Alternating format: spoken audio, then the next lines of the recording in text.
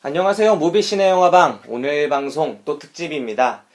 무비신의 영화방에서 처음으로 책을 다루는데 저희도 책 방송 한번 다뤄보는 게 어떨까 해서 준비를 했어요. 네, 저는 또 잡스의 에스팍입니다. 아니 무비신의 영화방에서 박기사로 나와야지 뭐 예, 에스파냐. 저희 이거 공동 방송으로 또 들어갑니다. 아 이거 그쪽에서 갖고 가려고요? 그럼요. 잡동산인데요, 뭐. 네. 다 하고 가죠. 네, 그럼 무비신의 영화방 특집이자 그 다음에 잡스의 또 잡톡으로 들어가겠네요. 네네. 네. 책 방송이에요. 음. 책을 읽어드리는 방송은 있었어요. 도대체 왜 본인이 읽지 않고 본인의 와이프에게 그런 걸 읽으라고 강요를 하는 겁니까? 목소리가 저보다 와이프가 좋기 때문에 본인도 그걸 읽으면서 책을 읽더라고요. 네. 그래서 좋은 현상이다 라고 생각을 했었고, 책 읽는 게 이제 듣는 것도 좀 매력이 있더라고요. 그래서 저 몇 개의 방송을 좀 들었었는데 괜찮다 싶어갖고 한번 시도를 해봤는데 나름대로 뭐 크게 바닥은 치지 않은 것 같아서 괜찮았던 것 같아요. 네, 저희 무비신의 영화방이 이제 영화를 아무래도 소재로 이야기를 나누다 보니까, 영화를 주제로 이야기를 나누다 보니까 조금 너무 갇히는 듯한 느낌이 있었어요. 그리고 우리도 책 같은 거 놓고 이야기를 하고, 그 다음에 그냥 일상 얘기를 할 수 있잖아요. 네, 그렇죠. 어떤 음식점에 가서 어떤 얘기를 할 수도 있고, 오늘 무슨 얘기를 했는데 친구랑 그런 얘기를 할 수도 있고, 여러 가지 다양한 주제로 이야기를 해보면 어떨까라는 생각을 하다가 만든 게 저희 특집입니다. 그래서 오늘 특집 방송 중에 하나로 책을 이야기를 하기로 했는데, 잡동산이 토크네요. 네, 비슷하죠. 그렇네요. 갇히지 말자, 자유롭게 해보자 그렇죠. 라고 한 건데, 우리 무비신의 영화방을 쭉 들으시던 분들한테는 우리 박기사 에스팡님이 네. 책을 읽는다는 게 되게 생소할 거예요. 아유, 생소하실 거예요. 제가 책을 놓은 지가 꽤 오래됐었는데 잡은 지는 얼마 되지 않았습니다. 예. 뭔 소리야. 아유. 잡은 지는 얼마 안 됐는데 어떻게 놓은 지는 오래돼. 놓은 지 굉장히 오래된 아. 빈텀을 이겨내고 다시 잡았다고요? 네, 거의 뭐 올해 초나 작년 말부터 책을 좀 많이 읽기를 시작했어요. 지난번에 무비신의 영화방 특집 방송 중에 네. 예, 그 글쟁이들의 야밤 식사라고 네. 있었는데 그때 말씀을 한번 드렸었죠. 그 천작가님이라는 그분이 어떻게 보면은 좀 영향을 좀 주기도 했었고요. 네네. 예, 아무튼 그런 과정을 거치다 보니까 책을 좀 요즘에는 자주 읽는 것 같습니다. 네. 그래서 이제 저도 좀 책을 읽는 편이고, 제가 읽은 책 중에 이제 몇 권을 추려서 박 기사한테 넘길 때도 있잖아요, 에스팡님한테. 그렇죠. 예, 예. 네, 그런 책 중에 이제 몇 권을 저희가 방송으로 해보려고 합니다.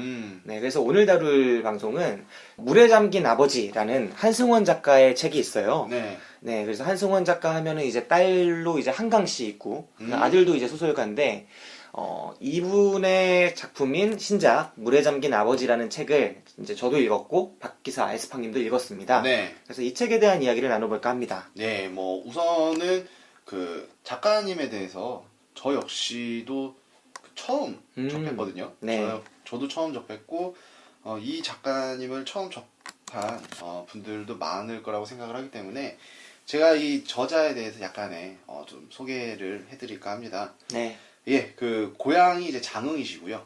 예, 바다를 배경으로 그 서민들의 애완과 생명력, 한해 문제를 지속적으로 다뤄오신 작가님이십니다. 1939년 전남 장흥에서 태어나셨고요.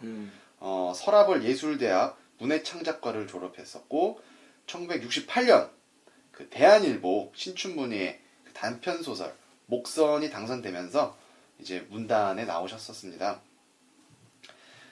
한국 문학에 이제 어떻게 보면 독보적인 위상을 가지고 있으신 작가인데, 이분의 작품들을 보면은 늘 이제 고향의 바다를 배경으로 펼쳐지는 경우가 많다고 합니다. 이 책도 역시 그 바다를 어떻게 보면은 배경으로 한 거고, 한승원 작가님의 소설에서 가장 큰 비중을 차지하는 것이 한이라고 하는데, 그 한이라고 일컬어지고 있는 것에 대해서 작가님께서 이렇게 말씀을 하셨다고 합니다. 제 소설에서 가장 큰 비중을 차지하는 것은 한이 아니라 생명력입니다. 제가 좋아하는 프랑스 작가 로맹가리는 그 독자들이 만들어 놓은 가면을 거부한 것으로 유명합니다. 한승원은 토속적인 작가다 하는 것도 게으른 평론가들이 만들어 놓은 가면일 뿐이지요. 라고 이야기를 하셨다고 해요. 예, 그래서 본인이 하는 거는 한이 아니라 생명력이다. 라고 말씀을 하시는 한승원 작가님이십니다.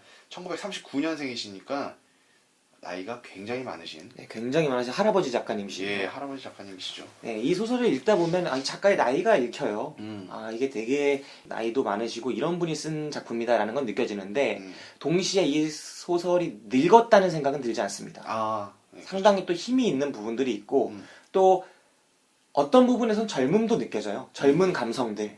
그러니까 이 소설 자체가 한 부부의 이야기면서 동시에 한 남자의 이야기잖아요. 그 남자의 젊었던 시절을 회상해서 보여주는 장면들, 그리고 그 아버지를 바라보는 아들의 그런 생각들, 관점들, 이런 곳에서 상당한 젊음과 그런 것들도 느껴지는, 그러니까 늙었다고 볼 수는 없을 것 같아요. 그런 작품이라서 매력이 되게 많았습니다. 근데 이분의 이제 환경을 보면은 따님도 네. 아까 잠깐 말씀을 하셨는데 그 작가라고 네. 하셨죠. 아들도 작가고요. 아들도 작가고요. 네. 독특하네요. 네. 어떻게 이런 가정 환경이 있을 수 있는지 저는 좀 특이합니다. 이게 어떤 느낌일까? 돈이 되나 봐요. 그럴까요? 이 정도 클래스 되면 돈이 되겠죠. 이 정도 클래스면 되겠죠. 네, 뭐든 이쯤 되면 될 겁니다. 네, 그러면 이제 뭐 다 등단하신 분들이네요. 그죠. 가족이. 대단하네. 천 작가도 이제 열심히 분발해서 했으면 네, 좋겠습니다. 저희 천 작가도 얼른 분발을 해야겠네요. 네, 그럼 이제 이쯤 돼서 저희 무비시네 영화방 방송에서는 항상 하는 순서가 있습니다. 네. 광고 듣고 오시겠습니다. 네. 처음으로 이렇게 코믹극 보면서 울었던 것 같아요. 정적이 흐르면 되게 가슴이 아린 연극이었어요. 너무 고생 많으셨던 것 같고 너무너무 기억에 많이 남을 연극인 것 같아요. 좋은 경험하게 해주셔서 감사합니다. 나 어떡해. 엄마의 아들 수동, 쉼없이 공부에만 올인하는 외골수. 피 한 방울 안 섞인 형제 연소는 자신의 눈에 한심하게 보이기만 할 뿐이다. 엄마의 그림, 엄마의 유산, 그리고 절대 포기할 수 없는 게 나한텐 있어. 아빠의 아들 연소, 사업한답시고 가족에게 빚더미를 안겨준 장본인. 그러나 세상 물정에 대해서만큼은 공부밖에 모르는 수동보다 훨씬 더 자신 있다. 무식하고 내세울 건 없지만 가장 중요한 게 뭔지는 알아. 야, 너 뭐하냐? 엄마가 그린 그림 내 거니까 네 건데 뭐? 가져간다고. 잠깐만, 거기 아빠도 있거든? 활짝 웃고 계시잖아. 아빠한테도 초상권 있어. 놓고 가. 그럼 뭐 가위로 오려갈까? 뭐? 가위로 오려가? 너는 어머니 그림에 그게 할 짓이냐? 가위로 오려가면 되겠네. 오려가면 되겠어. 우주고와 두 녀석의 좌충우돌 휴먼 코미디 4월 1일부터 6월 19일까지 연극 형제의 밤 많이 보러 오세요. 네, 저희가 오늘 소설 특집 방송인데요. 네. 소설도 결국은 예술이죠. 그렇죠. 예술이죠. 네, 소설도 뭔가 작가가 자기가 하고자 하는 어떤 내면의 어떤 무언가 이야기를 이 소설이라는 형식으로, 글의 형식, 이야기의 형식으로 풀어놓은 거지 않습니까? 그렇죠. 근데 이 여러 가지 예술이 존재를 하죠. 소설뿐만이 아니라 누군가는 그림을 통해서 이야기를 하기도 하고 누군가는 연극을 통해서 이야기를 하기도 합니다. 그렇죠. 네. 그리고 대학로에서 4월 1일부터 6월까지 공연 중인 연극 있어요. 그 새우 아트센터에서 공연 중인 형제의 밤이라는 연극이 있습니다. 기가 막히네요. 네. 네. 매번 다른 방식으로 네, 여러분들이 이렇게 슬쩍슬쩍 넘기지 않도록. 예, 기가 막힙니다. 네. 예, 저희가 이제 이게 또 이제 잡스 방송에도 올라가기 때문에 어떻게 보면은 효과가 미비할 수는 있지만 네. 계속해서 이제 좀비처럼 살아나고 있는 네. 그런 그 순위권을 유지하고 있거든요. 예, 그러다 보니까 어느 정도의 효과도 더 있을 것 같습니다. 네. 새우 아트센터에서 진행되는 그 형제의 밤이라는 작품을 보고 약간 에너지를 받으시는 것도 좋지 않을까 생각하고요. 많은 분들 그 연극 같은 거 1년에 한두 편 내가 봐야겠다. 1년에 한 편 정도 보는 거 많지 않잖아요? 그렇죠. 네, 한 편 볼 거면 형제의 밤을 봅시다. 예, 그 연극 괜찮습니다. 네, 진짜 괜찮고 재밌습니다. 네. 지루하지 않게. 그리고 연극만 보면 주무시는 분 계시잖아요. 그렇죠. 그분도 주무시지 않았어요. 예, 굉장히 재밌게 봤다라고 말씀을 하시더라고요. 네, 그렇습니다. 예, 그래서 이 연극이 굉장히 이제 퀄리티적으로도 상당하구나 라는 느낌을 많이 받았습니다. 네. 어쨌든 그 형제의 밤이란 연극 얘기를 잠깐 드렸고요. 이제 본론으로 돌아와야죠. 네. 지금 광고는, 무비시네 영화관에서 받은 거지, 잡스에서는 아직 이런 광고를 받지 못했습니다. 네, 잡스에서 광고 들어오는 거는 보통 이제 뭐 성인용품 이런 거 가끔 들어오시는데, 네. 네, 그런 거는 저희가 취지에 맞지 않기 때문에 받지 않고 있습니다. 뭘 취재에 안 맞아요, 취지에. 섹스팡님이시잖아요. 아닙니다. 스포츠방입니다. 스포츠박이에요? 예. 어찌됐건 그렇습니다. 네, 예. 그렇습니다. 많은 후원들 기다리고 있겠습니다. 잡스든 뭐 무비시네든 아무나 가리지 않고 성인용품만 아니면 됩니다. 네. 자, 저희가 이제 오늘 성인용품이 오면 안 되는 것도 아니고, 오면은 다 이 사람이 먹어요, 성인용품은. 개인적으로 그렇게 쓰기 때문에 여러분이 보내셔도, 이 광고주들이 보내셔도 효과가 없다는 거. 예. 네. 어찌됐든 전해드리고요. 네. 오늘 왜 이렇게 개소리를 많이 하냐? 저희가 지쳤습니다. 예.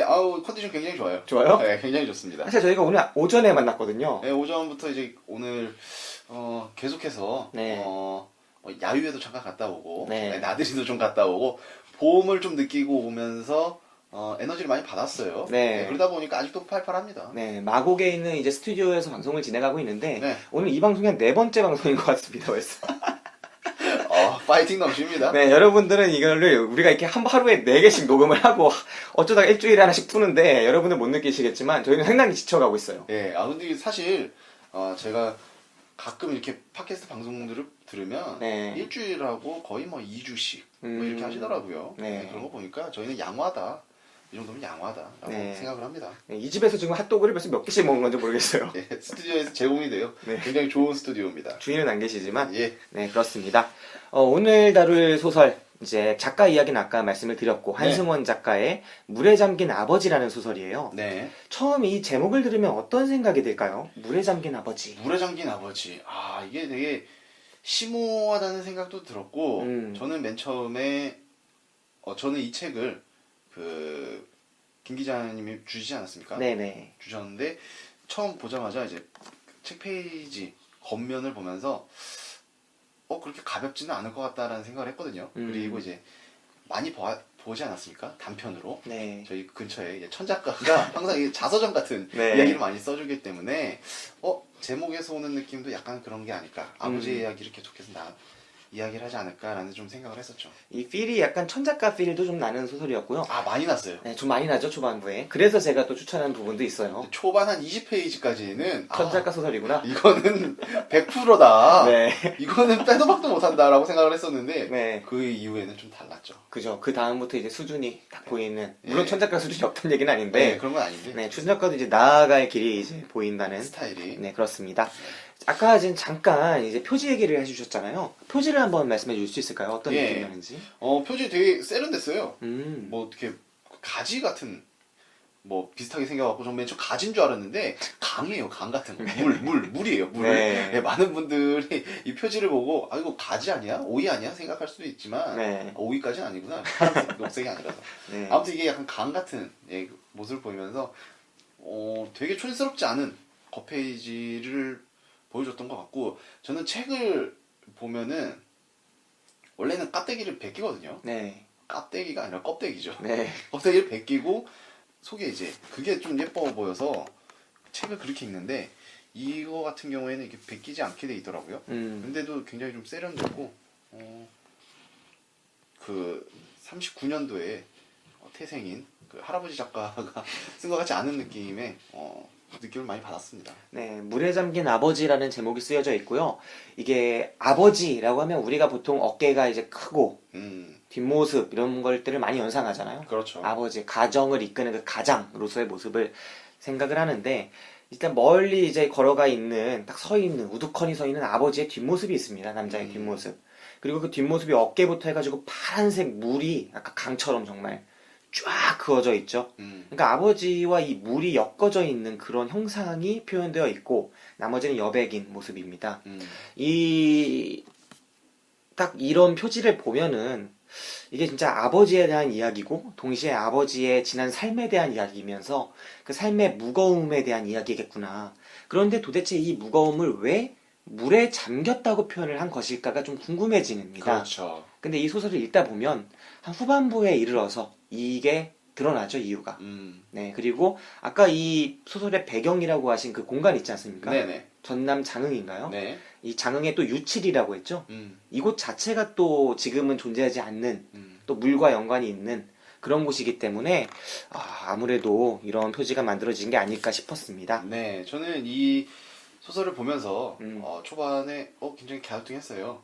저희 시골입니다. 아, 네. 저희 시골이고 저희 아버지 고향이기도 하고요. 네. 지금 외할머니가 이제 전남 장흥에 거주를 하고 계시고 아버지 고향은 이제 제가 알기로는 강진 이쪽인데 네. 여기 소설에도 배경이 나오죠. 네, 그 그렇죠. 옆이 바로 유칠이거든요. 네, 네. 그 유칠인데 지금 제가 한 몇 년 전에 가서 이제 그쪽에 드라이브를 하면서 봤을 때 시골에 갔다가 진짜 잠겨 있어요.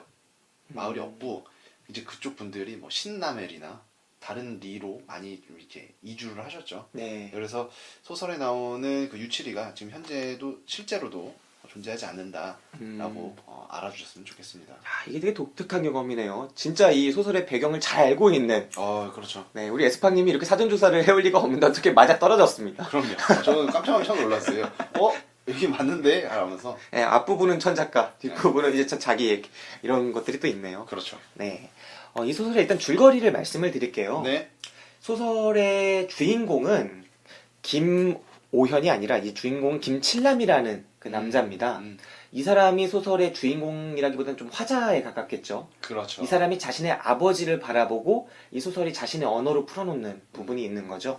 그러면서 아버지의 관점에서 다시 중간중간 돌아가서 아버지의 또 과거가 회상되기도 하고요. 그런 내용이에요. 칠남이가 어떻게 보면은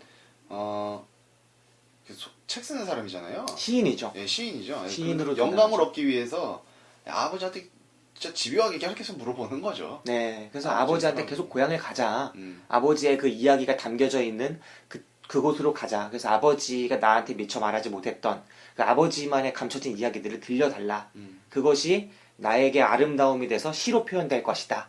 이런 것들을 하는데 이런 이야기들은 또 상당히 할아버지 작가의 특유의 그렇죠. 그런 문장으로 표현이 돼요. 옛날 이야기 전해주는 듯한. 네, 부전 동화일 듯한 예. 네, 이런 부분들에서 살짝 현실성이 조금 왔다 갔다 하는데 순간적으로 또 아버지의 회상 시점으로 가면 그 이야기가 너무 흥미진진하고 현실적이고 또 가슴이 아리는 그런 부분들이 있어서 이 소설의 장단이 좀 확실한 특색도 있는 그런 것들이 좀 말씀드릴 만한 부분들이 있습니다. 네.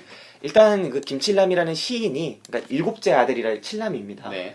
이 시인이 아버지인 김호연 씨에게 고향을 가자고 해서 듣는 이야기들인데요. 이 아버지의 삶 자체가 이 소설의 줄거리라고 할 수 있겠죠. 그렇죠.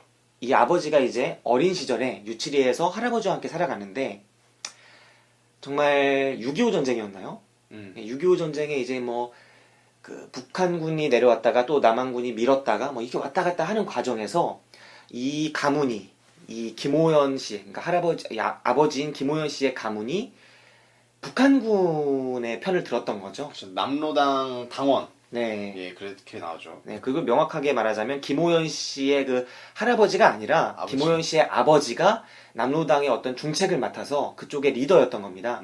근데 결국은 이쪽이 지게 되고 그 전장에서 이제 아버지인 김호연 씨의 아버지는 자살을 하고요. 그리고 김호연 씨의 남은 할아버지를 제외한 나머지 가족들은 그때 이제 이 김호연 씨의 아버지에 의해서 몰살을 당한 그 최 씨 일가에 의해서 완전히 다 떼죽음을 당합니다. 네. 네, 그래서 이 김호연 씨의 할아버지가 이 어린 김호연을 데리고 정말 막 곳곳에 가서 최 씨한테 사과를 드리면서 맞아요. 간신히 생명을 보존하게 되는 거죠. 그러니까 이 유치리에 원래 잘 살았던 이 가문이 일시에 다 몰살당하고 둘만 남은 겁니다. 할아버지와 손자. 그래서 이 손자는 평생 동안 그 할아버지의 뜻에 따라 살게 되는 거죠. 할아버지는 평생 동안 너는 이제 가문을 부흥시켜야 된다. 너는 우리 가문의 중시조다. 이런 말을 거의 계속하고 그러면서 나중에 이 아이가 고등학교도 졸업하지 않은 시점에 고등학교 2학년 때 결혼을 시켜버려요. 그렇죠. 다른 마을에 되게 예쁜 아이 잘 날 것 같은 한 살 많은 연상의 여인과 결혼을 시켜버리면서 할아버지가 이제 학교에서 이 아이를 데리고 와가지고 결혼을 시키고 또 여러 가지 일들을 겪습니다. 이 과정에서 정말 친구 또래들한테 몹쓸 짓도 당하고 네. 또 아내와의 그런 과정에서 여러 가지 일들도 겪고 또 할아버지가 돌아가시게 되고 그 땅들을 물려받아서 지키려고 하는 과정들, 그리고 그걸 지켜내지 못하는 과정들, 그리고 온갖 우여곡절들이 이어집니다. 한 남자의 어떻게 보면 일대기, 네, 일대기를 쭉 보여주는 거죠. 네, 그렇습니다. 이 이야기, 그러니까 소설을 읽으면서 느낀 거는 보통 우리네 아버지들이 아니면 우리네 할아버지들이 술 한잔 드시고 계속해서 이제 본인들의 이야기를 하지 않습니까? 네네. 자라온 얘기를. 그걸 하는 거랑 똑같은 것 같아요. 네. 그런 거랑 똑같은 느낌을 받으면서 소설을 읽었던 것 같습니다. 이 이야기가 조금은 더 가슴 아픈 이야기라는 게 느껴지는 거는 결국은 주인공의 그 가문 자체가 완전히 몰살을 당했다는 그 특수한 환경과 그다음 아버지가 평생 동안 이 이야기를 터놓지 않았다는 이 특성, 이 두 가지가 결합되면서 그렇게 되는 것 같아요. 그러니까 이 시인인 아들이 아버지한테 이야기를 듣고 싶어서 평생에 걸쳐서 이렇게 졸랐고 결국은 듣게 되는데 이 이야기가 너무나 가슴 아픈 이야기거든요. 그렇죠. 네, 그러면서 정말 그 아버지의 일대기가 펼쳐집니다. 사실 되게 가슴 아팠어요, 저는. 처음부터 끝까지가. 이게 웃으면서 볼 수 있는 장면은 없었던 것 같은 기억인데 계속해서 뭐 진중합니다. 내용들이 계속 진중하고 슬프죠. 네. 슬프기도 하고요. 저는 좀 가장 슬펐다고 느꼈던 부분이 처음에는 그 김호연 씨가 네. 되게 꽉 막힌 사람이라고 생각을 했어요. 그죠, 그렇게 느껴지죠. 초반에 글이 거의 한 30페이지까지 나갈 때까지만 해도 굉장히 꽉 막힌 사람이다. 뭐 이런 느낌을 많이 받게 하는, 그러니까 칠남이의 아버지인데, 제가 굉장히 인상 깊었던 거는 중간에 첫째 아이를 아내가 임신을 하면서 네. 뭐가 먹고 싶다고 하니까 그 힘든 언덕배기를 다 넘어서 막 이렇게 사다 주는. 배였죠, 배. 예, 그거를 사다 주는. 그리고 배를 사러 갔다가 또 어떻게 보면은 네. 다른 일을 또 겪지 않습니까? 정말 가슴 아픈 일들을 겪죠. 예, 그러면서도 배를 사갖고 와서 와이프한테 이제 갖다 주는. 그래서 와이프는 눈물 젖은 배를 먹는 그런 장면은 굉장히 좀 인상이 깊기도 하고 굉장히 잘 표현을 했다고 생각을 합니다. 그 김호연 씨가 이제 어린 시절이잖아요. 이제 결혼을 해서 아내를 되게 아끼는 상황에 있는 남자인데 할아버지의 뜻에 따라 자신의 인생을 평생을 거쳐 사는 이 캐릭터예요. 예, 지금은 칠남의 아버지인 김호연 씨지만 그 당시에는 평생 동안 할아버지의 손자로서 살았고 동시에 이 김씨, 장은 김씨라고 나오나요? 무슨 김씨죠? 아무튼 이 그렇죠. 예. 김씨의 그거를 일으켜야 된다라는 중책을 갖고서 할아버지의 뜻을 이루어야겠다 이런 생각을 갖고 살아갔기 때문에 돌아가신 나의 아버지, 돌아가신 나의 어머니, 그리고 돌아가신 나의 형님들 그것들을 다 이루기 위해서 내가 대신 살아간다고 생각하면서 살았기 때문에 이 가슴 아픈 삶들이 있어요. 근데 소설의 이 이야기를 읽으면서 이 인물이 또 자신의 삶이 등장하는 거잖아요. 그렇죠. 중간중간에 아내에게 그걸 사다 주고 싶은 남자. 근데 동시에 자기가 당했던 일을 할아버지한테 말할 수 없는 그 손자. 이게 겹치는 장면들이 계속 등장하면서 그렇죠. 예. 마음이 되게 아파요. 네. 그리고 할아버지는 계속 노쇠해지고 또 이 할아버지는 자신의 손자에게 많은 걸 투영하면서 동시에 그 손자를 지키거든요. 손자와 며느리를 지키는 할아버지로서의 모습들. 이런 것들이 결국은 할아버지가 억지로 손자한테 시키는 그게 나쁜 것도 아니고 뭐랄까 이게 시대가 나쁘다는 느낌이 또 들기도 하거든요. 네, 정말 가슴 아픈 장면들이 많았어요. 네, 그리고 특별히 이 김호연 씨 같은 경우에는 할아버지가 이제 짜놓은 스토리대로 인생을 살아갑니다. 그죠. 목숨도 할아버지의 스토리대로 다시 부재를 한 거였고 계속해서 그 스토리대로 살아가다가 할아버지가 이제 돌아가시고 나서 네. 본인의 스토리대로 살라고 하니까 또 망했어요. 그죠. 또 망해버립니다. 이거 얼마나 슬픕니까? 네. 예. 계속해서 이제 스토리를 살 때는 그게 슬펐는데 본인이 이제 뭔가를 하려고 그랬는데 또 그거는 이제 망해요. 네. 정말 슬픈 남자의 인생이에요. 이게 자기가 잘못해서 망한 것도 아니고 어떤 우연한 계기에 의해서 망하는 거고 또 평생에 걸쳐서 그 미션을 준 할아버지의 유언까지 남기시잖아요. 그렇죠. 너는 아이들을 최대한 낳을 수 있는 데까지 10명을 낳아서 길러라. 그리고 그 중에 아들이 많아야 한다. 그리고 가진 자산이 그 동네에서 많긴 하지만 그래도 제한적이기 때문에 그 중에 첫째한테 몰빵해라.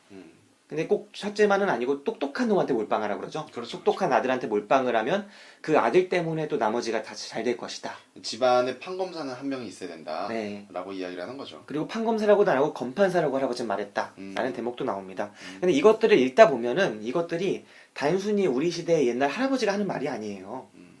비슷하긴 하지만 이거는 그 이념 싸움에 의해서 일가족을 자신의 아들과 아내와 며느리와 손자들을 다 죽음이 당해버린 그 할아버지가 하는 말입니다. 정말 악에 바치고 속에 진짜 문드러지지만 그것들을 저기 죽인 살인자들한테 마음껏 할 수가 없는 상황인 거죠. 그렇죠. 자신이 그 북한군의 그 남로당의 역할을 맡았던 아들을 두고 있기 때문에. 그렇기 때문에 우리도 떳떳하게 살아가고 다시 힘을 잇는 가족으로 함부로 당하지 않으려면 남자애들이 많아야 된다. 성공한 남자들이 있어야 된다. 그렇기 때문에 너는 그렇게 길러라라고 하는데 오연이 그 뜻에 따라서 또 살아요. 아들 많이 낳아서 11명을 낳잖아요. 그렇죠. 아들, 딸을. 그리고 그 중에 정말 특출난 재능을 가진 맏아들을 가져요. 일남이를. 그래서 그 일남이한테 몰빵을 하죠 또. 그렇다고 일남이만 잘 된 것도 아니에요.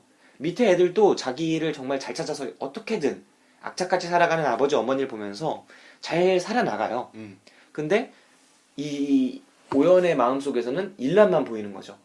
왜냐면 일남이 잘 돼야 할아버지의 유지를 이루는 거고 그래야 나의 삶도 의미가 있기 때문에. 아, 슬퍼. 네. 근데 이게 결국은 좌절되게 되면서 이 오연의 삶이 꼬이고 그리고 오연이 아까 말한 것처럼 자기의 삶을 또 살려고 하는데 그것도 꼬이면서. 그것도 보이죠. 네, 진짜 이 남자의 삶이 무너지기 시작하는 겁니다. 그러니까 자식 농사도 본인의 입장에서는 실패를 했다고 생각을 하고 네. 자신이 하려고 했던 처음으로 도전을 했던 이제 사업 같은 것도 네. 실패를 하게 되면서 진짜 폭주를 하는 거죠. 폭주. 네. 폭주를 하면서 이제 일남이한테 가서 다 푸는. 네, 일남이한테 가서 진짜 완전 예, 다 푸는 장면도 나오고 막 그러는데 진짜 우리가 나중에 나이를 먹어서 한 70살, 60 몇 살이 돼서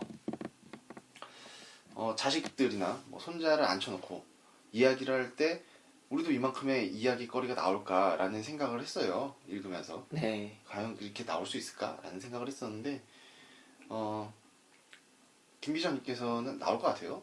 근데 이게 좀 잘못된 것 같은 게 개를 데려놓고 이런 얘기를 하려고요? 아니죠. 그러니까 막 그 궁금해하면은 우리도 술 먹고 네. 자론 얘기 막 이런 걸 얘기할 거 아니에요. 이만큼의 스토리가 나올지 저는 이 책을 보면서 계속 생각을 했거든요. 팟캐스트를 들려주세요. 1회부터 들어라. 아, 그러네요. 근데 사실 진짜 그 에스팡님이 한 말대로 이렇게 장대한 드라마가 나오는 삶을 살기가 쉽지가 않죠. 시대적 배경이 그렇게 돼야죠. 네. 이게 진짜 삶의 그 굴곡들이 챕터 1, 챕터 2, 챕터 3, 챕터 4가 정말 다른 삶들이 막 이어져요. 근데 한 사람이 이거를 다 감내하고 견뎌내면서 겪어내가기가 어려울 것 같은데 이 사람은 또 해내죠. 그렇죠. 그리고 아까 우리가 망했다고 했는데 결코 이 사람이 폭주했다고도 했는데 결코 이 사람이 그 손을 놔버리지도 않아요. 왜냐면 자식들이 그렇게 많고 아버지로서의 그걸 해야 되기 때문에 서울로 야반도주를 해서라도 진짜 삐에로 분장을 하고 막 그 공연을 하고 또 줄 매달아갖고 막 닦기도 하고 온갖 그렇죠. 걸 다 하잖아요. 네. 자기가 고소공포증이 있는데도 그 고층 빌딩을 닦고 삐에로 분장을 하고 그 아들한테 칠남이를 만나서 칠남이가 또 막 울고 집에 네. 와서 그렇죠. 네. 고구마 먹지도 않고 막 그런 장면들이 정말 생생한 장면들이 이어져요. 네, 가슴 아픈 장면들이. 그래서 저는 그 시대적 배경을 어떻게 보면은 굉장히 좀 힘든 시대적 배경을 타고난 그 김호연 씨, 김호연이라는 등장 인물이 그 덕분에 이렇게 장엄한 스토리를 뽑아냈다고도 생각을 하고 그와 반면에 우리가 되게 좋은 시대에 살고 있긴 한 거구나라는 생각도 좀 소설을 보면서 했습니다. 그죠, 정말. 그게 이 할아버지 작가가 하고 싶었던 말이었던 것 같기도 하고요. 국제시장 같은 결론이에요? 네. 약간 그런 것도 있지 않을까요? 네, 어찌됐건 네. 그렇게 좀 많이 느꼈던 것 같아요. 저 같은 경우에는 이게 이 시대가 힘들었고 이 시대는 지금은 살만하다. 단순히 이것만은 아니었던 것 같아요. 뭐랄까 분명히 그 시대가 힘들고 되게 잘못된 시대였다는 비판 의식은 되게 많은 것 같아요. 왜냐면 이 캐릭터들이 잘못한 게 아닌데도 불구하고 어떤 캐릭터는 자신이 너무나 답답하니까 그 오연의 할아버지는 너무나 답답해서 참아지지 않을 때 그 화로를 자꾸 그 담뱃대로 두들기잖아요. 그렇죠. 챙챙챙챙. 근데 그 며느리가 할아버지를 싫어하지 않음에도 시할아버지를 싫어하지 않음에도 불구하고 저 소리만은 못 견디겠다. 그리고 손자인 오연조차도 저 소리가 너무나 견디기 힘들다. 이렇게 생각을 하면서 한 것 자체가 그 소리가 힘들었기 때문은 아닐 거 아니에요. 그 소리에 담긴 할아버지의 울분이 읽혀서 그랬던 것 같고. 근데 그런 것들이 묻어나는 그 시대적 배경이라는 게 분명히 되게 고통스러웠던 게 있죠. 그거에 대한 비판의식이 책 속에 들어가 있는 것 같고. 하지만 이 책의 주제는 거기에 있다기보다는 뭐랄까요? 약간 세대의 화해 같은 것들도 있는 것 같아요. 결국은 이 오연이 끝까지 잘 살아왔다고만 보기는 어렵잖아요. 아들들한테 소통하지도 못했고 그렇죠. 오해한 부분들도 있고 네. 아들들을 힘들게 한 부분들도 있고요. 근데 칠남이 그거와 계속 괴리되어 있다가 칠남이 용기를 내서 아버지한테 손을 내밀고 그리고 아버지가 이제 늙고 힘들어지면서 그걸 손을 맞잡게 되고 그러면서 진실을 알게 되잖아요. 사실은 내가 아는 게 진실이 아니었구나. 그리고 사실은 일남이가 잘못한 게 아니구나. 자신이 나는 평생의 죄인이다. 가문의 죄인이고 조상들에게 죄인이다라고 말을 했던 건 일남이 그래서였는데 근데 알고 보니까 일남의 잘못도 아니고 결국은 시대의 잘못이었구나. 할아버지의 잘못도 아니고. 그걸 알게 되는 순간 이 오연의 할아버지와 그리고 오연의 아들과 오연이 이 세 개의 세대가 화해하는 듯한 느낌이 들더라고요. 그리고 동시에 이 세대만의 화해가 아니라 그 시대에 그러니까 장흥에서 그 남로당이었던 그 사람들과 또 이 토벌군이었던 사람이 또 만나는 장면이 있지 않습니까? 그렇죠. 예. 이러면서 또 동시에 수평적인 화해도 이루어지는 수직적인 화해와 함께 수평적인 화해도 이루어지는 뭔가 이 화해 드라마가 아닌가. 네, 정말 그런 부분들은 작품이 되게 좋았다고 생각했어요. 이 작품이 작년이었나요? 나온 지 얼마 안 됐잖아요. 네네, 그렇죠. 최근작인데 작년에 그 전라도 무슨 상도 받은 작품이더라고요. 네. 최고의 작품 막 이렇게 해갖고 전라도의 어떻게 배경을 되게 잘 만들어낸 작품인 것 같기도 하고 네. 아까 말씀하셨다시피 그런 약간 화해의 느낌 그런 것도 굉장히 좀 저도 이렇게 읽고 나서 얘기를 들으니까 좀 이해가 되는 부분이 많은 것 같습니다. 네, 그렇습니다. 정말 화해의 느낌이 많았고 또 이 소설에 되게 좋았던 부분이 아까 저도 박 기사 에스팡님이 말씀해주신 배 떨어뜨리는 장면이 있어요. 아내를 예. 주기 위해서 배를 사러 가죠. 아내가 정말 배가 먹고 싶어요. 배가 먹고 싶어요. 계속 그러니까 또 이 당시 상황에선 배를 구하기가 되게 어렵잖아요. 그렇죠. 그래서 이제 그 시내까지 나가는데 자전거를 타고 눈길이라 이제 나가기도 힘들어요. 근데 어찌어찌해서 나가는데 나갔다가 자기를 괴롭히는 그 최 씨를 위시한 일당하고 잡히죠. 그리고 잡혀가지고 짜장면집 끌려가고 온갖 걸 다 뜯겨요. 그때가 짜장면집이 아닌가 보다. 그거는 이제 가서 술 같은 거 네. 먹이죠. 네, 그래가지고 진짜 술도 강제로 먹이고 막 그런 온갖 걸 다 당하고 좀 힘든 걸 당하고 나서 배를 어찌어찌해서 이제 어렵게 사가지고 끌고 오는데 자기도 좀 취해 있고 또 눈이 펑펑 왔다 보니까 자전거도 막 미끄러지고 그러다가 결국은 배가 막 떨어져가지고 툭툭툭 하고 내려 떨어지잖아요. 근데 그 부분이 저는 되게 색채가 느껴지더라고요. 그 큰 알 하나하나랑 그 당시에 달빛과 그걸 줍고 있고 그런 장면과 멀리서 이제 오연아 오연아 부르는 할아버지의 목소리 그리고 만삭인 아내가 나오는 모습들 그 속에서 막 미안해서 눈물이 흐르는데 그 눈물을 감추는 모습들 창피하기도 하고 그리고 그 자기가 당했던 이야기들을 또 감추는 모습들 그렇죠. 이게 되게 슬프면서 되게 멋진 드라마인 느낌들. 그 장면에서 이제 할아버지가 그러잖아요. 왜 이렇게 늦었냐. 그러니까 막 친구들이랑 저녁 먹다가 늦었습니다. 하면서 그냥 들어가죠. 네. 그러면서 와이프한테 배를 건네주면서 배 그러면서 아삭 씹는 장면 아삭하면서. 그렇죠. 네, 딱 그런 장면이 있었는데 그런 작은 장면들이 굉장히 어떻게 가볍게만 읽고 넘어가기는 좀 힘들었던 몇 장면들이 좀 있었던 것 같습니다. 네. 또 좋았던 장면이 있으세요? 가장 뭐 기억에 남는 장면이라고 하면은 아까 살짝 말씀을 하셨었는데 짜장 맛집이죠. 네네. 결혼하고 나서 이제 어떻게 보면 한턱을 쏘는 장면인데 그 장면이 좀 많이 기억이 납니다. 네. 이 오연이 학교를 빠질 수밖에 없죠. 혼례를 치르려면. 그러니까 그 당시 전통 혼례라서 신부가 있는 마을에 가서 신부를 데려와야 되고 또 데려오고 나서도 이제 막 같이 이제 지내야 되는 부분들이 있고 하니까 한 이틀인가 3일 빠져요. 그렇죠. 한 4일 정도? 네. 맞아요. 근데 당시에 이제 할아버지가 가서 그 선생님들 설득하는 과정도 나오고 여러 가지 장면들이 나오는데 당시에 이제 반에서 오연이 되게 소외되어 있는 학생이다 보니까 그러니까 성격이 이상하다기보다는 따돌리는 학생들이 있었던 거죠. 그런 상황이다 보니까 2, 3일 빠진 걸로 이제 계속 놀립니다. 뭐 여자를 품은 애다. 선생님이 들어서 수업할 때, 나 여기 이제 이 친구의 첫날 밤을 듣고 싶다. 막 이런 짓궂은 질문들을 자꾸 던지고 괴롭히니까 한턱을 쏘게 됩니다. 짜장면집에 가서. 근데 괴롭히는 애들이 진탕 이제 엿을 먹이는 거죠. 그렇죠. 그래서 이제 너 비싸게 인당 짜장면 2-3개를 시켜버리고 돈이 부족하니까 시계도 잡혀야 되고 정말 이렇게 분위기가 좀 파해갈 무렵이 돼서는 정말 치욕스러운 경험을 시켜버리는 거죠.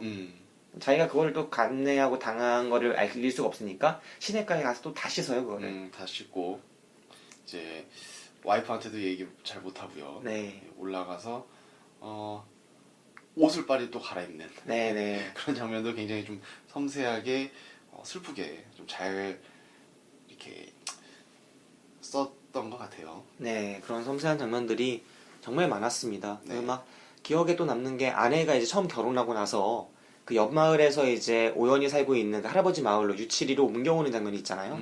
그때 가마를 타고 오다가 멀미가 난다 하고 내리는 장면도 그러면서 설명이 나오잖아요. 이 내린 게 사실은 그 돈이 그렇죠. 좀 걱정되고 이런 것들에 대한 이야기. 음. 그리고 또 마을로 돌아와서 이제 둘이 알콩달콩 살 것처럼 보여요. 할아버지가 이제 빡세게 시키긴 하지만 둘은 또 이제 애를 만들어야 된다는 그것 때문에 이제 그리고 또 동시에 서로 첫날 밤을 보내는 장면들도 되게 섬세하게 묘사가 되고 그 과정 속에서 옆집에 대한 위협이 또 있잖아요. 제가 이거 나중에 한번 말씀을 드리려고 했는데 이거 빼놓을 수 없는 장면이죠. 가장 이 소설에서 특이한 독특한 캐릭터 네. 아니면은 인상이 깊은 캐릭터 음. 저는 그 옆집 남자입니다. 저도 옆집 남자입니다.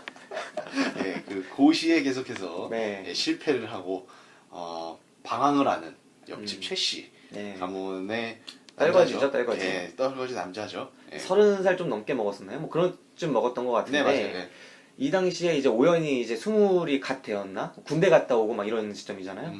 그리고 아내가 이제 있는데 아내가 워낙 이쁘다 보니까 옆집 남자가 계속 넘보는 거죠. 근데 당시에 할아버지는 나이가 드셨고 그리고 오연은 어리고 또 군대도 또 갔다 와야 되고 이런 상황들 때문에 계속 위협을 느끼고 실제로 사건이 벌어질 뻔하기도 하고 이런 장면들도 상당한 그 긴장감을 불러일으키면서도 뭔가 당대의 시대상도 느끼게 하고 여러 가지로 되게 흥미진진한 요소들입니다. 근데 그 장면이 되게 영화를 본 듯한 느낌이 들 만큼 이제 머릿속에 이게 딱 그림이 그려졌던 것 같아요. 네. 담 너머로 그 훔쳐보는 네. 예, 그 떨거지요랑 와이프 뭐 이런 게 좀 많이 보였던 것 같고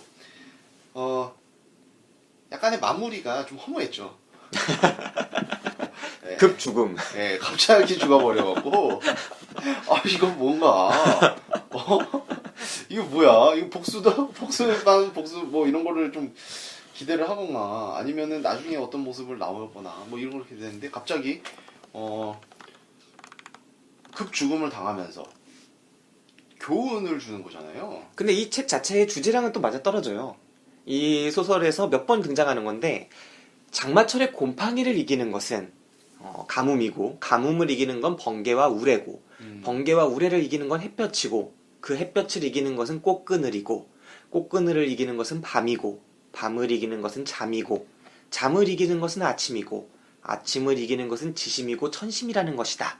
이게 할아버지가 여러 번에 걸쳐 누차 오연에게 말을 했던 건데 나중에 오연이 이 말을 진짜 할아버지 나이가 돼서야 깨닫죠. 이게 이런 의미였구나. 근데 이 자체가 그 장면과 또 연관이 있습니다. 어떻게 보면은 네. 당장의 그 복수보다도 우레와 이런 것보다도 정말 지심과 천심, 그 아침, 꽃그늘 뭐 이런 부드러운 것들로 결국은 이겨내게 된다. 화해하게 된다라는 건데 할아버지가 돼서야 이런 도달할 수 있는 거고 우리가 원하는 건 그렇죠. 네, 아저씨 같은 거죠. 그렇죠. 아직 한 발 남았다. 급박한 복수 뭐 이런 건데 네. 이런 거 없이 그러니까 그 할아버지의 말은 그런 화해도 있고 그렇지만 이제 길게 살아라. 그 버티는 게 이기는 거다라는 이야기 있지 않습니까? 그죠. 이게 보통 사회생활에서 많이 하는 거고 회사 생활에서 많은 분들이 쓰고 계신 그런 건데 오연도 잘 버티죠. 완전 잘 버티는데 아무튼 그 장면이 좀 그랬어요. 그 급작스러운 죽음으로 인해서 거기서 이제 약간의 교훈을 아까 말씀하셨다시피 좀 주는 거죠. 악한 마음을 품으면은 병 걸려 죽는다거나 어찌됐건 끝이 좋지 않다. 뭐 이런 식으로 해갖고 약간의 급박하게 죽음을 당하는 옆집 떨거지를 보면서 약간 좀 허무하다는 느낌을 좀 받았습니다. 네. 그 오연. 그 오연이 그 장면에서 이제 군대 휴가를 나와 있잖아요. 휴가를 나와서 죽었나요? 휴가를 나왔고 그 죽은 게 장례를 아니고. 막 치러주지 않아요? 휴가 나와서? 그렇죠. 예. 그죠. 거의 제대할 때쯤이에요. 제대할 때쯤에 돼가지고 자기가 그걸 다 도와주고 그 사람을 그러면서 그 생각을 하잖아요.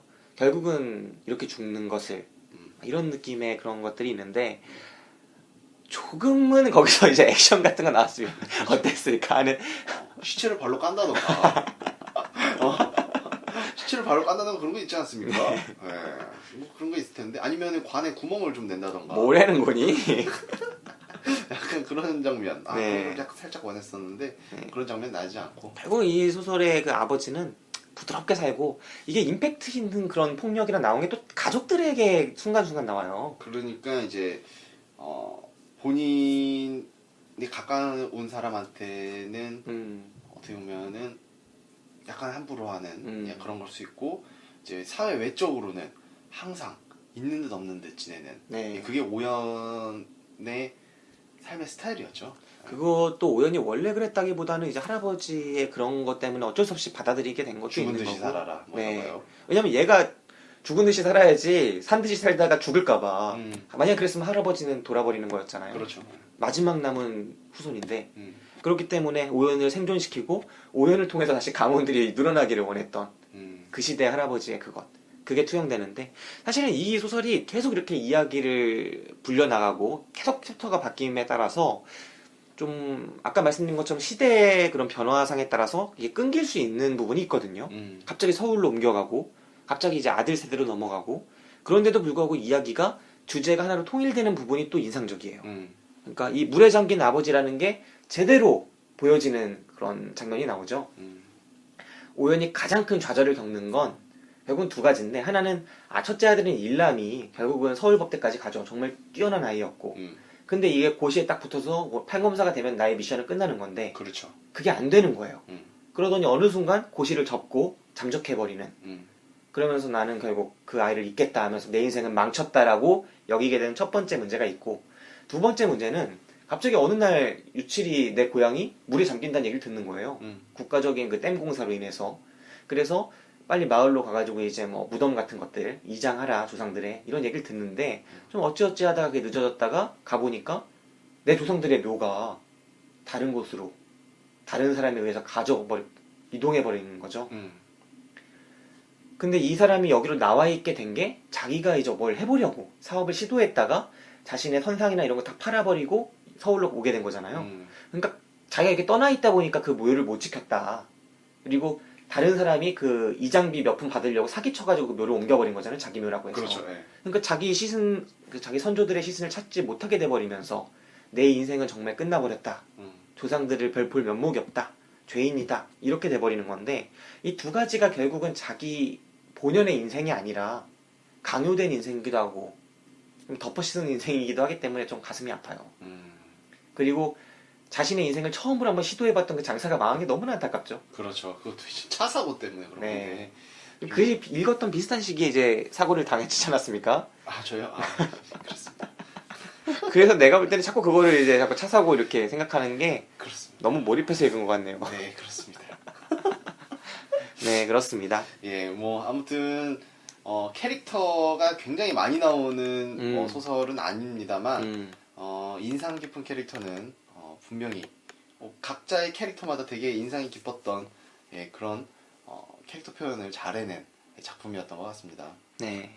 그리고 이게 물에 잠긴 아버지 해갖고 약간 이제 물에 대한 그 트라우마 네. 비슷한 거를 느끼시는 그런 아버지에 대해서 이야기를 한 건데, 아무튼 이 소설에서 뭐 아까도 잠깐 말씀을 드렸는데 가장 기억에 남는 장면이나 뭐 인상 깊었던 장면은 호되게 당하거나 그 장면과 이제 지금 이제 말씀드릴 일람을 찾아가는 장면이 또 있습니다. 맞아요. 예, 일람을 찾아갔는데 본인도 모르게 색시를 데리고 있던 거죠. 네. 근데 되게 신 여성 같은 네. 그런 색시를 데리고 있었는데 이제 그림을 그린다는 그 이야기를 딱 어떻게 보면 직접 보게 되는 거죠. 네. 직접 보게 되면서 처음에 그 색시 같은 분한테는 함부로 못하고 계속 쌓아놓다가 네. 결국 아들이 오는 걸 보고 손찌검을 하면서 그림을 찢어버리는. 그림을 확 칼로 그어버리죠. 네, 뭐 그런 장면들이 굉장히 좀 기억에 많이 남는 것 같아요. 일람이 울면서 그걸 또 잡으려고 하고 막. 근데 일람의 속마음이 진짜 어땠을까라는 네.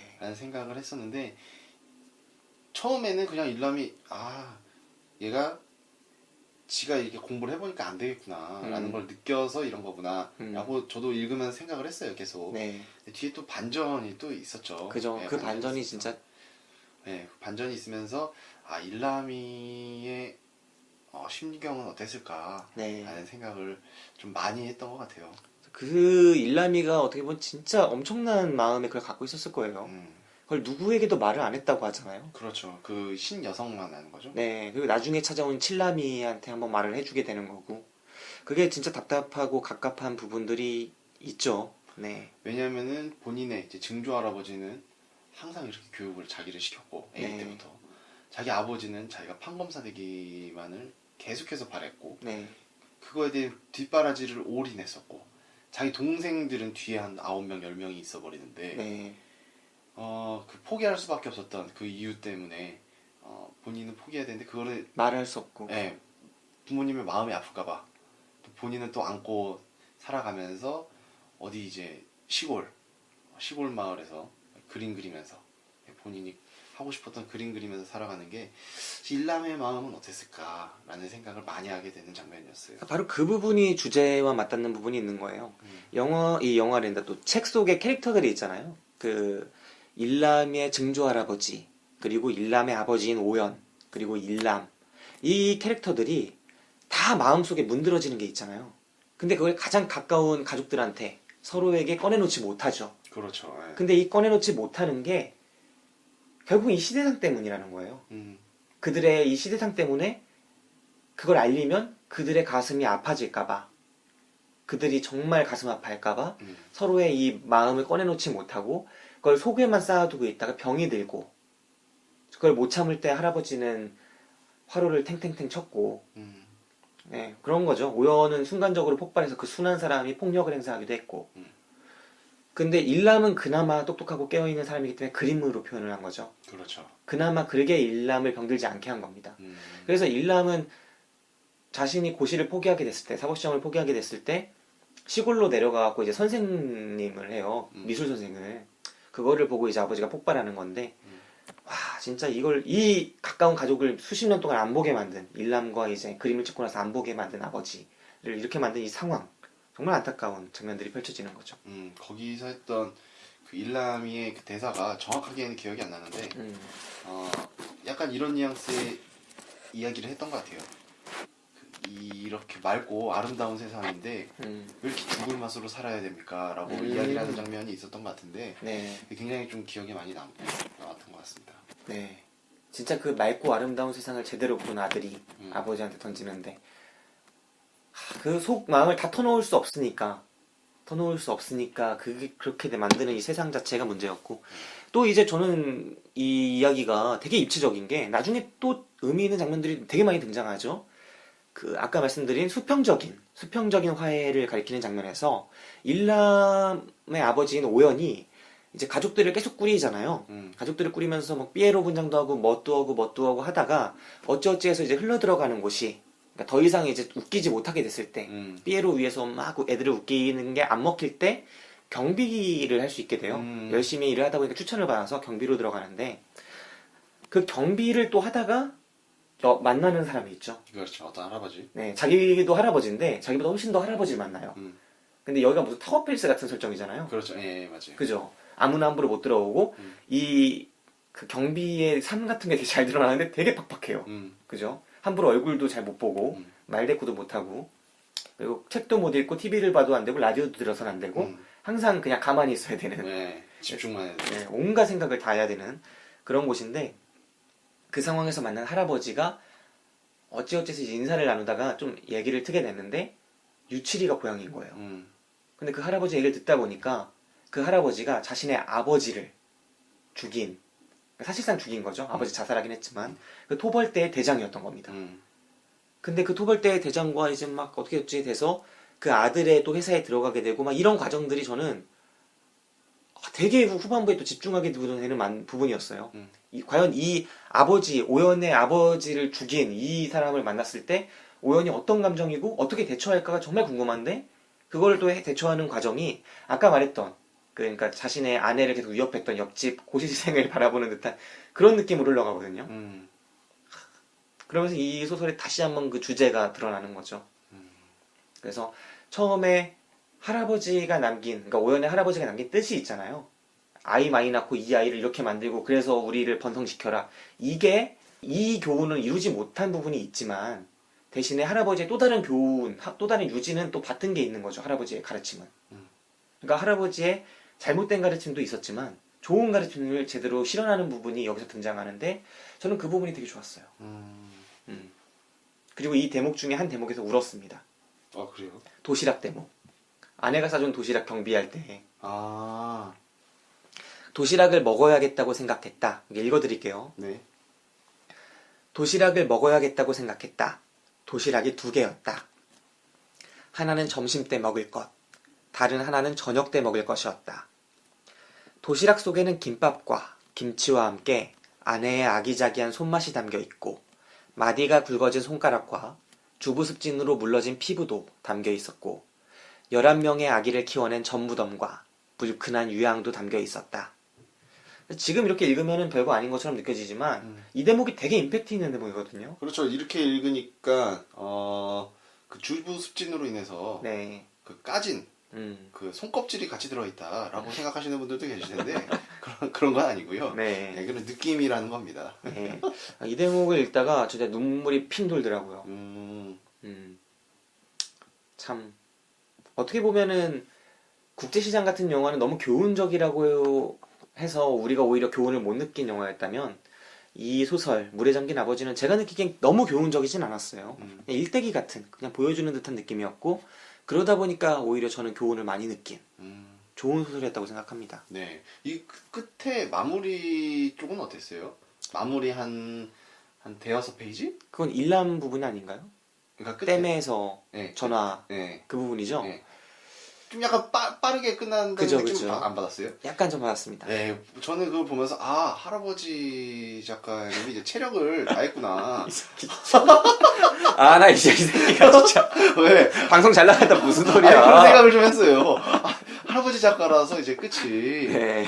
좀 체력이 좀 힘드시구나라는 좀 느낌을 받으면서 빨리 마무리를 지려고 하는 느낌을 되게 받았거든요. 상당히 상징적으로 빨리 끝내려고 하는. 그렇죠. 예. 막 그 마무리를 얼른 지워버리고 싶어 하시는, 네. 들어가서 주무시고 싶어 하시는 약간 좀 느낌을 거야, 받았어요. 지금. 네, 그래서 어떻게 느끼셨나 궁금을 했습니다. 또 없지 않아 그런 느낌이 받긴 했는데. 그렇죠. 예. 그래도 잘 썼어요. 잘 썼죠. 잘 썼는데 이제, 네. 이제 끝에 한 대여섯 페이지 저는 약간 그런 느낌을 받아가지고 좀 약간 급박하다라는 느낌을 좀 많이 받았거든요. 네, 그렇습니다. 이게 어떻게 보면 연쇄 탓도 있겠구나라는 생각을 했던 거죠. 네. 참 이런 노장 작가들이 꾸준히 이렇게 소설을 쓴다는 게 저는 되게 좋게 느껴져요. 왜냐하면 영화 우리가 주제로 많이 다루니까 무비신의 영화방이다 보니까 영화를 많이 보다 보면 할리우드와 우리의 큰 차이가 할리우드는 노장들이 많아요.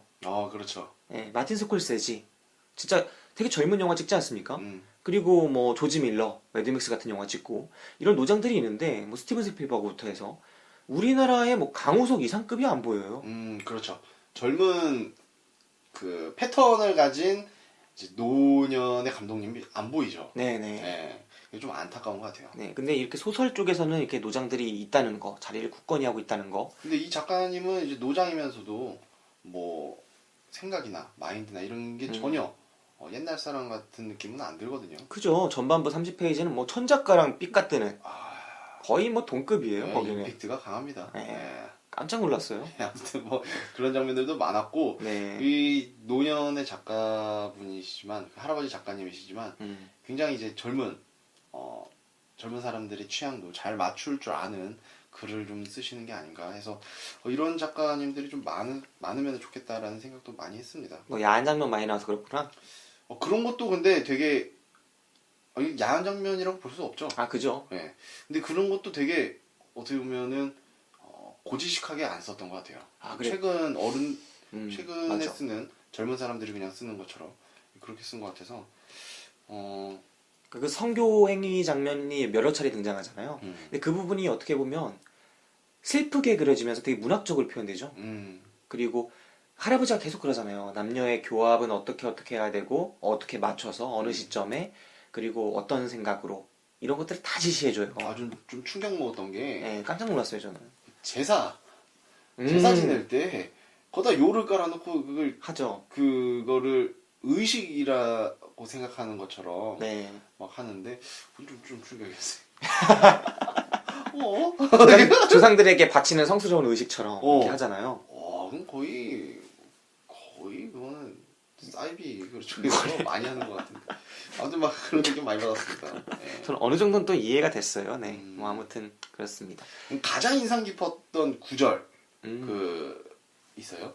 저 앞에 말씀드렸던 그 아내 도시락 싸주는 장면이 그게 페이지 그러니까 왜냐면 254편 네. 페이지에 있습니다. 네. 네. 이 부분이 이전까지는 아내가 되게 중요하게 등장하지만 조연이에요. 되게 조연이고 결국은 남자들이 중요해요. 오연과 오연의 할아버지와 오연의 자식 중에 남자들. 그렇죠. 그리고 이들을 괴롭히는 반대쪽 남자들. 막 이런 것들이 중요한데 어느 순간 이 대목에서 물큰 이 유양이 느껴진다. 이 부분에서 아내의 삶이 보여버리는 거죠. 그래서 이걸 지켜준 아내. 그러면서 결국은 오연과 오연의 아내가 동급으로 확 올라오는 느낌이 들면서 되게 가슴 아프고 이 아내의 삶이 이 한 문단에서 딱 읽혀버리면서 슬펐어요. 되게. 네. 그 아내 얼마나 또 그렇습니까? 그냥 그 집이 옛날에는 큰 집일 때도 아버지의 자리 항상 오연 남편의 자리를 만들어 놓잖아요. 그래서 아이들이 거길 지나다니지 못하게. 근데 이 사업이 망해서 그 자기 동생의, 그러니까 아내의 동생의 진짜 단칸방 지하실로 들어갔을 때도 방석 하나를 딱 놓죠. 그 자리는 절대 아무도 침범하지 못하게. 이게 어떻게 보면 되게 가부장적이고 그런데 그 마음이 또 읽히면서 되게 희생의 아이콘이에요. 네, 그렇습니다. 제가 가장 인상 깊게 읽혔던 그 문단은 200페이지에 있습니다. 페이지 200페이지에 사람들은 그러나가 있기 때문에 수많은 실패를 한 다음 절망하고 나서도 새로이 용기를 내어 재도전을 하는 것이다 라는 이제 문장이 나오는데 네. 이게 부분인데 그러나라는 단어에 대해서 그런 접속사에 대해서 뭐 이야기하는 잠깐의 장면이에요. 그러니까 그러나라는 단어 그 접속사가 있기 때문에 네. 많은 사람들이 이제 수많은 실패를 해도 새롭게 다시 용기를 내는 거다. 실패를 하지만 그러나 용기를 내는 거다. 라고 하면서 하는 장면이 그 문단이 있었는데 그게 굉장히 좀 인상이 깊었던 문단 중에 하나였습니다. 그러네요. 그 마음속에 그러나가 있는 사람과 없는 사람이 정말 차이가 있을 거예요. 네. 그러나 정말 바닥을 치는 순간에도 그러나라는 글이 그러나라는 그 단어가 마음속에 있는 사람은 일어설 수 있지 않을까. 이 사람이 정말 그러나를 많이 쓴 사람이잖아요. 그렇죠. 네. 마음속에 항상 무너진 진짜 저라면은 엄청 좌절했을 법한 순간들이 되게 많았던 것 같거든요. 근데 그 순간에 항상 그러니까 지금 이 첫 장면에서 느껴지는 게 이 소설의 첫 음에 느껴지는 아버지는 되게 별로예요. 약하고 무력하고 고지식하고 별론고 꼰대인데 분명히 이런 모습이 지금도 있는 거죠. 소설의 끝에도 있는데 이걸 우리가 읽으면서 느껴지는 건 이 아버지는 위대하다. 정말 훌륭한 아버지다. 정말 멋진 아버지다. 자기 책임을 다한 아버지다. 그래서 막 칠남이 우는 장면들도 많이 나오고 네. 좀 그렇습니다. 그 여관방에서 둘이 대화하는 장면들이 중간중간 현실로 돌아오잖아요. 현실 시점으로. 그때 막 바깥에서 트럭 지나갈 때 막 네. 여기 막 울릴 때 그런 것들 묘사도 되게 저는 영화 같았어요. 묘사들이. 그러니까 이 글로 영상같이 표현하는 나는 제주 자체가 진짜 문장력이 대단한 거죠. 그렇죠. 예, 저같이 뭐 많은 글을 읽어보지 않은 사람들도 이 소설을 읽었을 때 뭐 몇 장면들이 이렇게 막 그 그림이 그려지거든요. 네. 예, 그런 거는 진짜 그 작가의 표현력이 대단하구나라는 생각을 했습니다. 네, 그렇습니다. 저희가 너무 많은 걸 얘기해주면 또 이제 이 소설을 안 읽으실 수 있으니까. 예. 그러면은 뭐 이제 이 소설을 뭐 한 줄 평, 그죠. 이런 거 뭐 한번 해주면. 네. 어떻게 평할 수 있을까요, 스팡님? 저 같은 경우에는 이 소설을 한 줄 평으로 이제 기가 막히게 좀 이제 압축을 할게요. 네. 4440. 나 이 새끼 봐라, 진짜. 왜? 아니, 해보세요. 네. 4440. 네? 사나이는 사나이답게 사는 거야, 영원히. 이 소설은 사나이의 소설입니다. 네, 자, 맞습니다. 사나이의 일대기. 사나이가 사나이답게 사는 게 어떤 건지. 네. 정말 힘든 과정을 거치면서도 가족을 위해, 그리고 가족을 위해서 희생하고, 본인이 이제 가슴으로 품고, 네. 아픔을 가슴으로 품고 살아가는 오연의 모습도 있고, 일남의 모습. 저는 그 두 가지의 모습을 보면서 사나이는 이렇게 사는 게 사나이일 수도 있구나. 네. 꼭 이렇게 터프하고 거칠고 이게 사나이의 모습이 아니구나. 그죠. 그래서 4440. 죽여주네요. 예. 그러고 보니까 이 4440이라는 게 그 저희 새우 아트센터에서 4월 1일부터 6월까지 하는 그 연극 형제의 밤에 나오는 그 대사잖아요. 그렇죠. 제가 굉장히 좀 네. 인상 깊게 들었던 네. 연극의 한 장면이었는데 그 장면 죽여줬어요. 네, 그 대사였는데 그 장면이 굉장히 좀 인상이 깊었는데 제가 이 소설을 지금 이렇게 리뷰하면서 네. 느낀 게 딱 그거였어요. 네, 4440. 그러고 보니까 두 작품이 좀 연관되는 부분이 있네요. 결국 화해라는 것, 화해라는 것, 그리고 이해라는 것, 터놓지 못한 부분들에 대한 소통이라는 것, 그런 부분들이 좀 엮이는 부분들이 있어서요. 관심 있으신 분들은 대학로 세부 아트센터에서 이 연극 형제의 밤 보시기 바랍니다. 숫자 4440입니다. 네, 맞습니다. 예, 저는 연극을 본 후부터 굉장히 그 숫자들이 강하게 다가왔습니다. 예. 네, 그렇습니다. 네. 저는 이 작품을 한 줄 평을 하자면 너무 잘하네요. 4440을 맞설 수가 없는데. 4440 기가 막히죠. 예. 네. 순발력과 재치 이런 게 있기 때문에 이렇게 표현을 하죠. 순발력과 재치로 남의 걸 땡겨왔어요. 그럼요. 네. 이거 관계자들 듣고 계십니까? 기가 막힌. 후반부는 안 들으실 거야. 후반부는 안 들으죠. 네. 광고 부분만 들으시나? 그렇겠죠. 예. 네, 그렇습니다. 아쉽네. 네, 저는 이 작품 그냥 한 줄로 하긴 좀 그렇고, 뭐랄까, 우리 시대의 아픔을 공유할 수 있는 소설이다라고 할 수 있을 것 같아요. 우리가 결국은 우리 시대의 아픔이 아니다라고 말할 수도 있잖아요, 우리는. 왜냐면 우리는 우리 시대에 태어나서 우리 시대의 삶을 살아요. 근데 같은 시대에 살고 계시는 분들은 그분들의 시대에 태어나서 그분들의 삶을 살고 있죠. 그렇죠. 근데 그분과 우리는 공존하고 있는 것 같아요. 그렇기 때문에 소통이 필요한데 그분들과 우리가 서로를 이해하지 못하고 실질적으로 그 세대 간의 갈등이나 이런 것들이 많이 표출되는 부분들이 그것 때문인 것 같아요. 각자 살아온 삶이 다른데 같은 시대에 공존하고 있고 소통이 안 되기 때문에. 근데 이 소설을 읽다 보면 정말 그런 것들이 느껴지거든요. 입체적으로. 우리가 이해하는 이것만이 전부가 아니구나. 저분들은 저 시대의 거를 이 시대에서 살고 계시구나. 그리고 그것들을 모두 다 온전히 이해할 때 우리가 이 시대를 온전히 이해한다고 볼 수 있는 거구나. 그렇기 때문에 우리는 우리 밖으로 나아가서 칠남이 그랬듯, 칠남이 아버지한테 손을 내밀었듯 우리도 손을 내밀어야겠구나 라는 것들을 좀 느낄 수 있는 그런 작품이었습니다. 그렇기 때문에 우리가 이 소설을 읽는 게 되게 의미가 있다고 생각하고요. 결국은 사나이는 사나이처럼 사는 거야. 영원히. 그렇죠. 네, 그렇게 살기 위해서 손을 내밀어야 된다, 칠남도. 네. 그렇게 생각합니다. 네. 정말 좋은 작품이었고요. 네. 오늘 소설은 여기서 이야기를 마쳐볼까 합니다. 네. 오늘 이 방송 좋게 들어주셨다 생각하시는 분들은 이 하트나 별점 주세요. 네네네. 댓글도 달아주셔야 저희가 앞으로 소설이나 책 같은 걸 좀 계속 다루는 게 의미가 있겠다라고 생각할 수가 있으니까. 네네. 네, 아니면 바로 안 다룰 수도 있으니까. 네. 그렇습니다. 소설은 아닌가 보다 네. 적을 수가 있으니까. 네, 그럼 계속해서 책 읽는 남자나 책 읽는 여자가 등장합니다. 네, 그렇습니다. 자, 그럼 오늘 방송 여기서 마치겠습니다. 저희도 네 번째 방송이었으니까 지치고요. 네. 지금까지 방송같이 진행해주신 에스팡님 감사합니다. 저는 예. 김기사였습니다. 예, 에스파 박 기사였습니다. 네, 들어주신 여러분들 감사합니다. 행복하세요.